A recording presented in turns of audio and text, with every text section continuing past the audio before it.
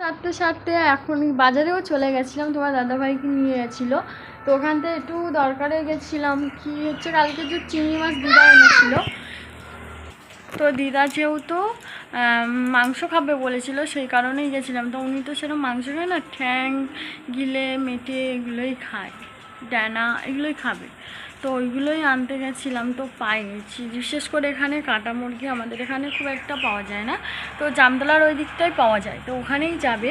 তোমার দাদাভাই পাঠিয়ে দিয়েছি, এখন জানি না কখন নিয়ে আসবে। তো আমি বাজারে থেকে আলু ছিল না আর কিছু সবজি ছিল না, তো সেগুলোই নিয়ে এসেছি। আর তোমার দাদাভাই দুপুরবেলা হয়তো নিয়ে আসবে। আমি তার আগে একটু কিছু রান্না বাড়া আছে এগোটা সেরে নেবো, আর মাংস আনলে গ্যাসেই কষে দেবো।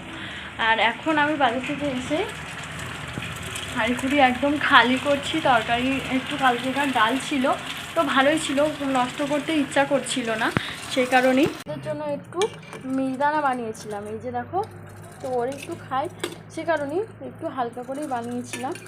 এই যে দেখো, ওকে একটু মিহিদানা দেবো। আর সকালে আমি একটু তাড়াতাড়ি করে আজকে রান্নাটা বসাবো। চলো, একটু কিছু কাজ আছে, এগুলো সেরে নিই। জাস্ট সবে স্নান করে এলাম, এসে অনেক রান্না বাড়াও সেরে নিয়েছি। এই যে রান্না প্রায় কমপ্লিট। আর তোমার দাদাভাইও বাড়িতে নেই, তোমার দাদাভাই ওদের একটা ইউনিয়নে কি মিটিং আছে, ওর জন্য ওখানেই চলে গেছে।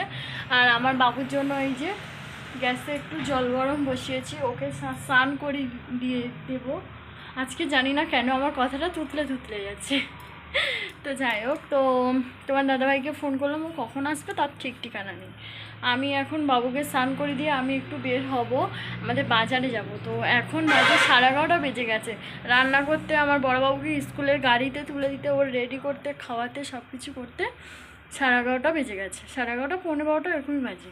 এখন আমি বাজারে যাব, যে 12:30 11:45 বাজারে কি করতে যাব?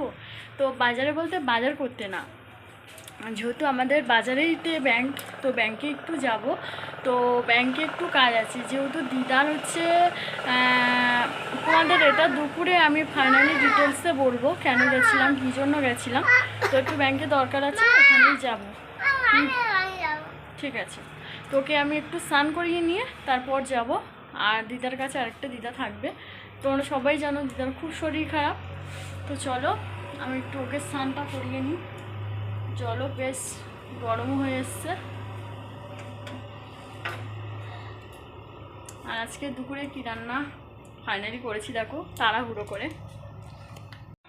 এই যে দেখো, ফাইনালি চিংড়ি মাছ দিয়ে কচু দিয়ে তরকারি করেছি। আর জাস্ট এই বানিয়েছি, ভেন্ডি আলু ভাজা করেছিলাম, আর কুমড়োর ফুল হয়েছিল আলাদাভাবে দিদার জন্য, এই যে ভাজা করেছি, আর এই ভেন্ডি আলু ভাজা করেছি। ফাইনালি আজকে দুপুরবেলায় শর্টের মধ্যেই রান্না করেছি, বেশি কিছুই রান্না করতে পারিনি, কারণ এক জায়গায় যেহেতু বেরোতে হবে সেই কারণেই। তো চলো, আমি একটু বাবুকে স্নানটা করিয়ে নিই। তো গাইস, আমার সঙ্গে আমার অপুসোনা যাচ্ছে, ও আজকে দিদার সঙ্গে তেলক সেবা করেছে, দেখতে পাচ্ছ? তেলকটা আমি কেটে দিয়েছি। তো কমেন্ট করে জানিও ওর তেলক কাটাটা কেমন হয়েছে, অবশ্যই কমেন্ট করে জানিও। ফাইনালি আমি বেরিয়ে গেছি, তো এবারে গাড়ি উঠে যাব। তো ওখান থেকে এসেই তারপর কথা বলবো। ফাইনালি বাজার থেকে চলে এসেছি, আর তোমার দাদাভাই এই যে স্নান করতে যাবে বলে বসেছে। আমরা নখ কাটছি, আমার নখটা কেটে দিতাম। নখ দেখো না, পাইন নখ। তো এসেছি অনেকক্ষণ, এসে খাওয়া দাওয়া করে তোমার দাদাভাইয়ের আগে আমি আজকে খেয়ে নিয়েছি। আমি সকাল থেকে কিছুই খাই না, যেন আমার খিদে লেগেছিল, আমি খেয়ে নিয়েছি। তোমার দাদাভাই আসি না তো কি করবো, লাস্টে দেখে শুনে আমার খিদের জ্বালায় খেয়ে নিয়েছি। তো সবে আমি খাওয়া দাওয়া করে ঘুমাচ্ছিলাম, আর তোমার দাদাভাই এসে লাগিয়ে দিও নি যেন, পান নখ কেটে দাও, নখ বদলে আঙুলগুলো যেন কেটে দাও।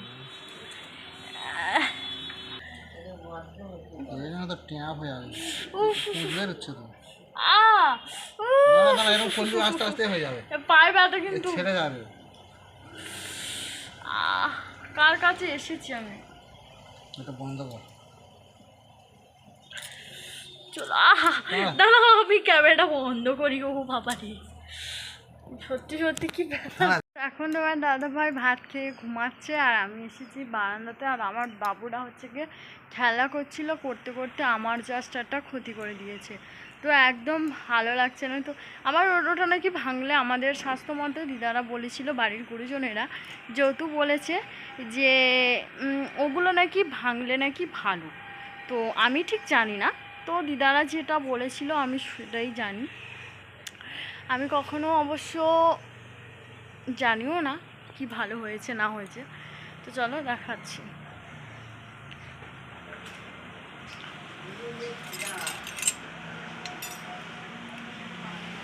দেখতে পাচ্ছ অবস্থা দেখো, কত সুন্দর শর্ট করে নিয়েছিলাম গ্লাসগুলো। তো একটা গ্লাস চলে গেল। 6 পিস নিয়েছিলাম, এক ডজনে 6 পিস করে থাকে। ও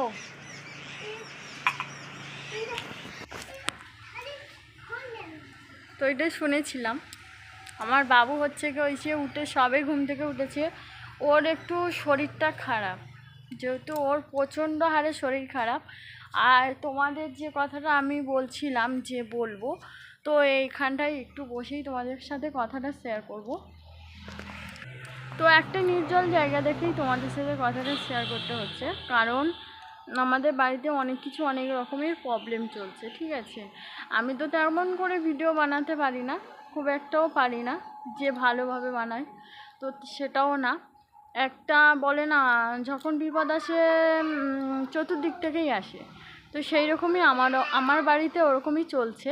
কারণ তোমরা সবাই জানো দিদার প্রচণ্ড হারে শরীর খারাপ, প্রচুর শরীর খারাপ। তো ওনার হচ্ছে কি কিডনি নষ্ট হয়ে গেছে। প্রথম কথা তো ওনার কিডনি নষ্ট হয়ে গেছে। তো দ্বিতীয়ত ওনার একদম শরীর পুরো অল বডি ফুলে গেছে। তো ডাক্তার এসেছিল, রিপোর্ট করেছিল, সব কিছুই বলে গেছে। তো ওনার বলছে যা খেতে চাইছে তাই খেতে দিয়ে দাও। ওনার যে নাড়িটা পচে ফুলে উঠেছে, একদম পেট পুরো ফুলে গেছে। তার জন্যই আমার বাড়িতে একটু মন মেজাজ খারাপ আছে। আর যে দিদা আমাদের বাড়িতে কি বলো তো,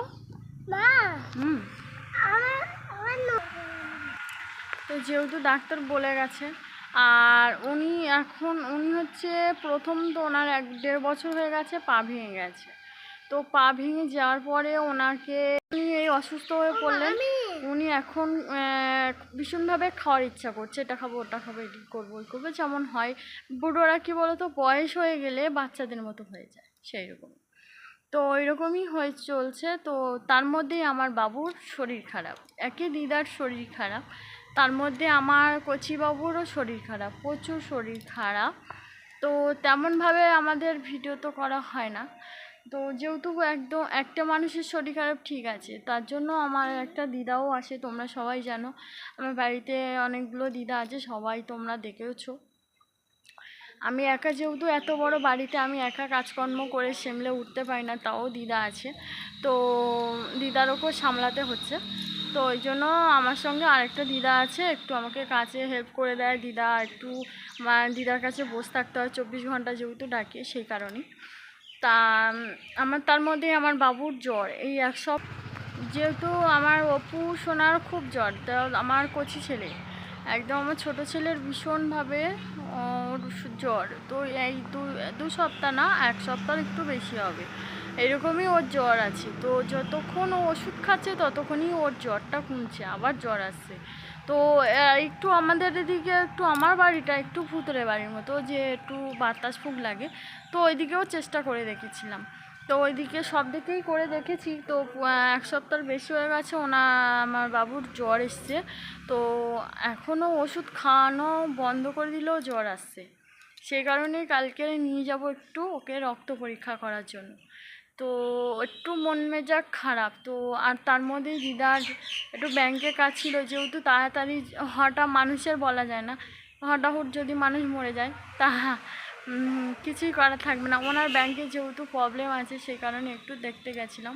তো যে কাজই গেছিলাম সে কাজই হয়নি আর কি। তো যেটা হয়নি সেটা নিয়ে কোনো কথা বলারও কোনো তোমার সাথে শেয়ার করার কোনো লাভ নেই। তো ওই জন্য আর তোমাদের সাথে কোনো কথা শেয়ার করিনি। তো আজকের বিকেলবেলায় একটা শালিক দেখেছি, সকালবেলা এসেছিলো অনেকগুলো শালিক, কিন্তু আজকের দুটোই একটা শালিক এসেছে। দেখো মন্দিরের চালের ওপরেই বসে আছি। তো চলো, বিকেলে কাজ আছে, ওগুলো একটু কিছু সারতে হবে। একা যেহেতু এখন 4টে, 4:30, 5টা বাজতে যায়। তো বলতে না বলতে দেখো 2টি শালুক বসে আছে, দেখতে পাচ্ছ? তো চলো, বিকেলে কাজ আছে, কিছু সেরে নিই। তো গাইজ এখন সন্ধে হয়ে গেছে, সন্ধে বলতে অনেকটাই রাত হয়ে গেছে, 8:30, 9টা বাজতে যায়। তো সন্ধ্যে থেকেই রান্না শুরু করেছি। আর সন্ধ্যাবেলায় যে আমাদের কি রান্না হয়েছে দেখো একদম। তো চলো তোমাদেরকে ব্যাক ক্যামেরা দেখাই। সন্ধ্যাবেলা দেখেছো চিকেন রান্না হয়েছে, চিকেন কষা, আর জানোই ওগুলা তরকারি আছে। আর আজকের এই দিয়ে ভাত খাওয়া কমপ্লিট হয়ে যাবে। আমাদের অপুসোনার প্রচণ্ড মাংস দেখে খিদে পেয়ে গেছে, ঠিক আছে? এই যে তুমি কি দিয়ে ভাত খাবে আজকে? মাংস দিয়ে? ও বাবা, ছেড়ে দাও ফোনটা, ছেড়ে দাও। আচ্ছা ঠিক আছে। তো চলো বন্ধুরা, আজকের ভিডিওটা আর বেশি বাড়ালাম না, এখানেই শেষ করলাম। তো চলো, নেক্সট ভিডিওয়ে আবার দেখা হচ্ছে। তোমরা সবাই ভালো থেকো, সুস্থ থেকো। আর যারা নতুন এখনও সাবস্ক্রাইব করনি, একটু সবাই আমাদের একটু সাবস্ক্রাইব করে দিও। আর সবাই আমাদের একটু, তোমরা সবাই আমার একটু পাশে থেকো, ঠিক আছে? তো সবাই ভালো থেকো, শুভরাত্রি সবাইকে, বাই।